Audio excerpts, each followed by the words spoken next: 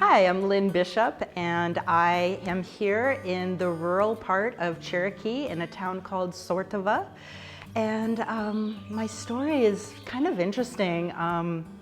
Definitely have lived a lot of places in my life. And so moving to Panama was just another continuation of my journey in life.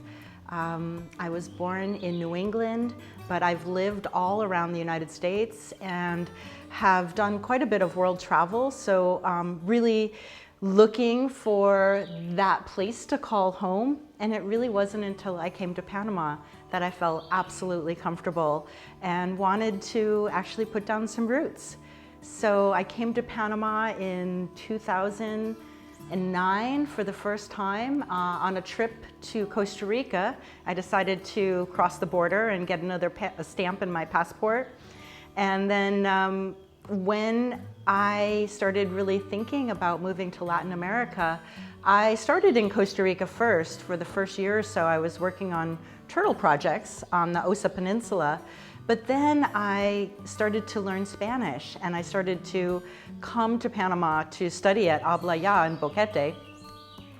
And so I do this every 2 weeks in Costa Rica, every 2 weeks in Panama, and I just fell in love with the country. And I have to be honest with you, Panama was never on my radar, and it's been such an amazing discovery.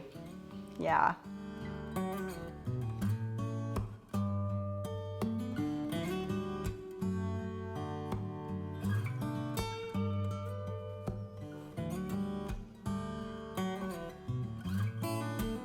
So it's so interesting because so many people do so much research about moving abroad. And in my case, it was absolutely the opposite.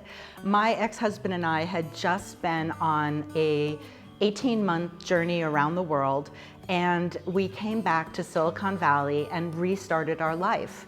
We were there for maybe about 2 years, and all of a sudden I got faced with divorce. And that was something I did not expect at all. Thankfully, we're still really good friends, but still, it was devastating. And so I really thought about what I was gonna do, and I decided to go on a yoga retreat to Costa Rica, just to sort out my life. And that yoga retreat happened to be like the defining moment in the second really chapter of my life. Actually, it's probably the third chapter of my life, but, or the fourth. But really, coming to this yoga retreat in Costa Rica really opened my eyes to another way of living. And it really tapped into this desire that I had to live more sustainably and live more simply. Coming out of Silicon Valley, out of the San Francisco Bay Area, it was absolutely crazy. And I think I just really needed a break from all of that. And without any planning, really, I moved my whole life to Latin America. But that's who I am. I am somebody who jumps off cliffs and lets my wings open, and somehow I always safely land. And thankfully, I safely landed right here in Panama.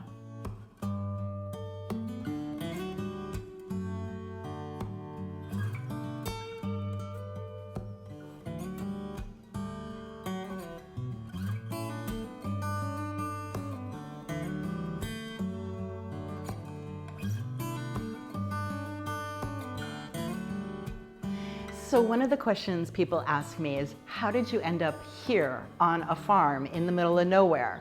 And it's such an interesting question because really from this experience of being in Costa Rica and traveling every 2 weeks to Boquete to learn Spanish, it was just natural to move to Boquete. So when I realized that Costa Rica was just not where I wanted to be, and every time I came to Panama, it felt so comfortable that it just became a no-brainer that this was the magnet. This was really attracting me. So I started by living in hostels in Boquete. I would go to Costa Rica for 2 weeks, and I'd come back, stay in a hostel here in Boquete for 2 weeks. And then it got to be where I was living in Boquete full time in a hostel. Yes, it's true. And there was another man that was living in the hostel, and we're like, okay, this hostel living is getting a little bit too much. And we ended up renting a small house together on a coffee farm. And that was really lovely. That was just such a great introduction.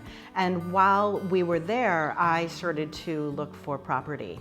And you know, the best thing I can say is to anybody considering moving here is take your time, don't rush. I spent a year looking at maybe over 20, 25 farms. I knew I wanted a farm. I knew I wanted a farm with good water and good soil. Those were my requirements. And I spent a year just going out to every single farm that I could find. And it started in Boquete, and then it was like concentric rings outwards until I finally came to this property. And I was burnt out at that point. I said to the man who was helping me, I said, listen, this is the last piece of property I'm gonna look at, and then I have to take a break.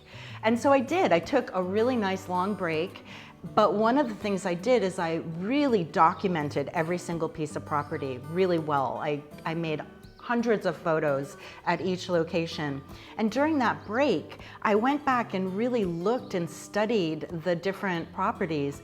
And I realized that the last piece of property that I had seen was really beautiful, really amazing. And it called me. It called me to it. And that's when I decided to move to this very rural town that's not in the highlands. It's actually more in the tropical lowlands, where I can grow things like cacao and pineapple and some of these other tropical fruits that are more difficult to grow in the higher regions like Volcan and Boquete.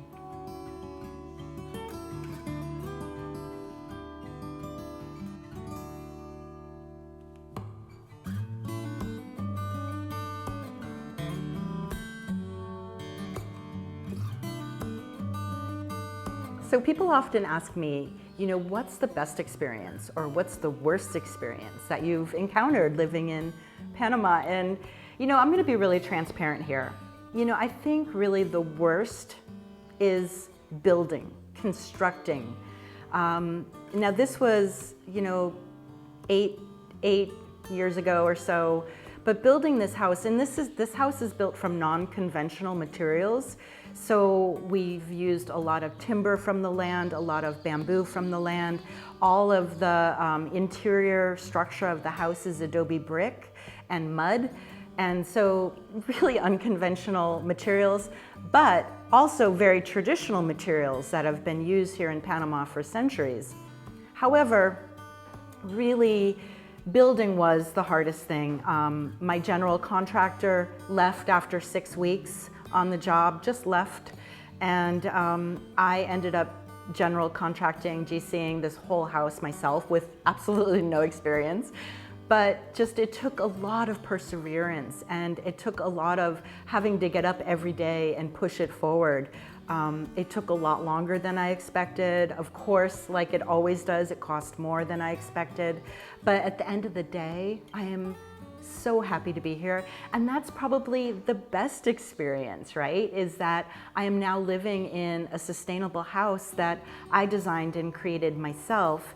And because of that, I've just really been able to walk my talk when it comes to sustainability and about using the resources that are found on the land. All the paint that you see on the walls is all made by me. I mixed it with earth and lime, and so really just trying to stay as true to my mission of sustainability. So I would say that that's kind of the best and the worst all rolled into one, if that makes sense. Yeah.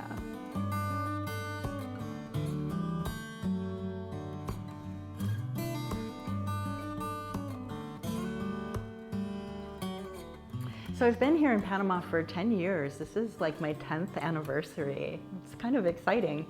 But you know, things have really changed in terms of the pricing of things, especially food and the cost of basic goods like cars and computers and that kind of stuff. So just to be really honest with people, yes, it can be a lower expense lifestyle, especially when it comes to like water, electricity, that kind of stuff. But when you're getting into the things that a lot of expats are expecting in their life, like internet or cable TV, or, which I don't have, by the way, or, you know, just some of those luxury things like going out to dinner and having a really good burger or a nice piece of fish.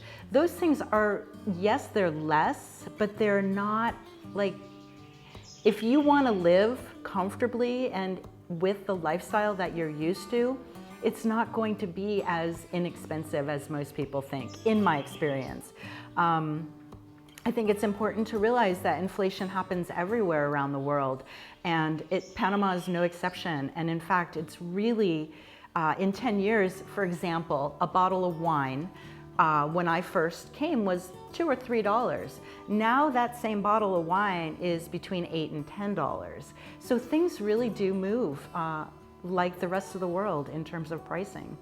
So yeah, definitely know what your lifestyle is and what you want from your lifestyle. If you want to come and live a very simple life with beans and rice and corn and all of those really basic ingredients, you are going to be able to live very inexpensively.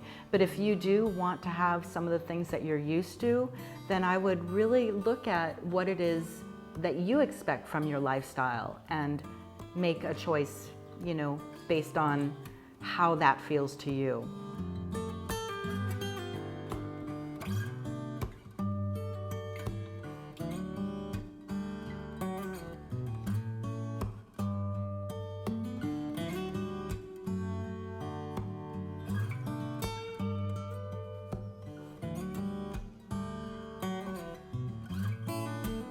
So one of the things that I was really interested in when I was looking for property and building this house was how can I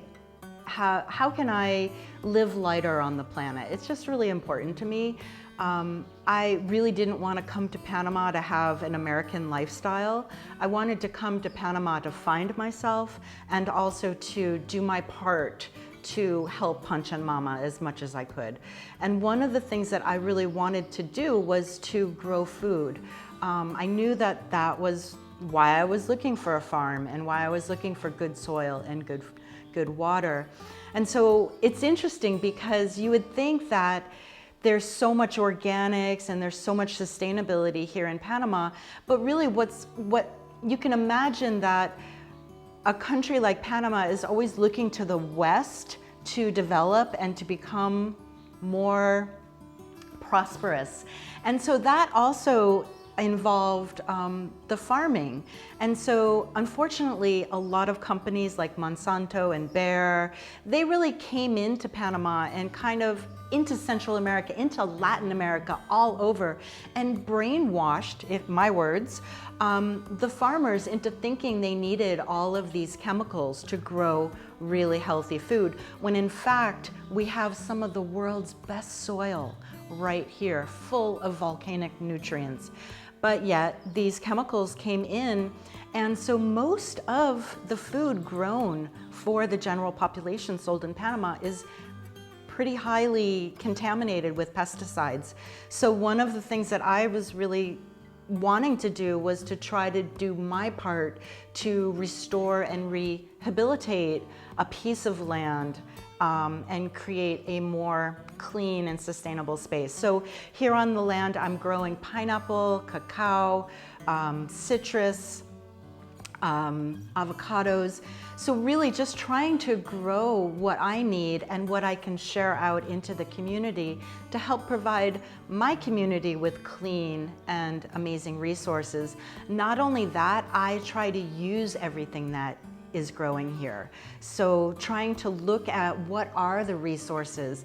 And it's been really interesting because there's been several chefs in Panama City that have looked to the farm for ingredients that are disappearing in Panama. And those things might include things like bread nut or arbor de pan, or hobo, which is a little tiny fruit. And these are really prized ingredients. Corozo palms, for instance. These are things that are disappearing from the culture here. And as somebody who's always been involved with culture, this is something that I want to do my part to preserve it here in this country, in my adopted home. How can I help to keep culture alive by growing food and growing sustainably, organically, and naturally?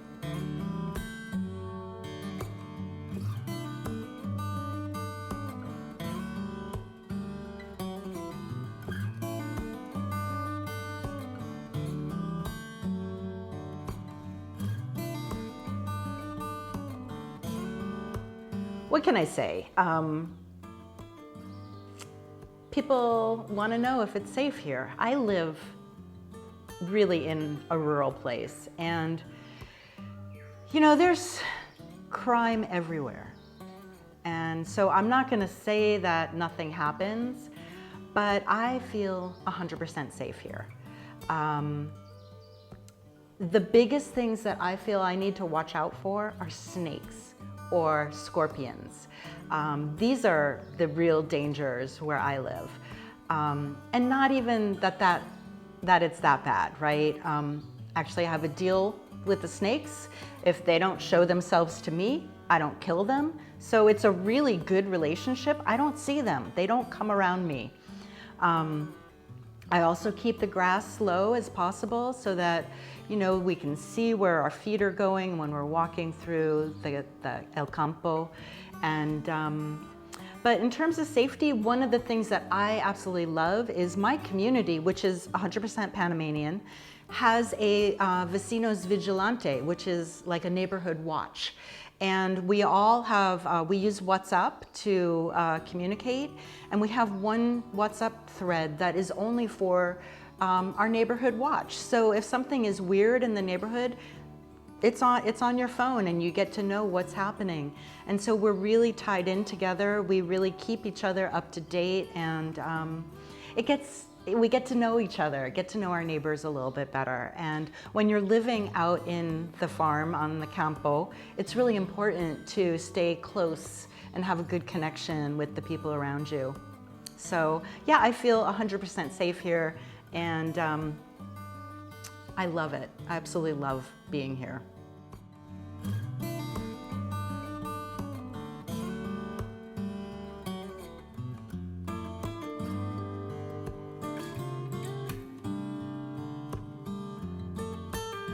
So if you're considering moving to Panama or anywhere around the world, and I think it's not just Panama, but it's any country, I would really recommend that you spend time here, and definitely not just a week or two. Come and live here. Come and be a part of the community, and maybe be a part of many communities so that you can really feel into the energy of that space and whether it aligns with your principles, with your lifestyle. So often people move. I remember I grew up in Connecticut, and then I moved to California, and it was so good for me. But a lot of other friends from Connecticut moved to California and they hated it. So, you know, they moved back. And so it's really important to give something a try before you really commit to moving your whole life to another country. I've lived in many countries. I've lived in Japan, I've lived in Costa Rica, I've lived here, and definitely just checking it out first, getting the boots on the ground, getting the feel. The feel is what it's about, right? It's about the community. It's about how comfortable you are. It's about how you get to express yourself in your life. So make sure it's a good match for you. Come to Panama, check it out, visit a few places even, maybe stay for 2-3 months and check it out. Don't just spend a week or two. It's not going to give you the information that you really need to make such an important life decision. That's the best advice I can give you.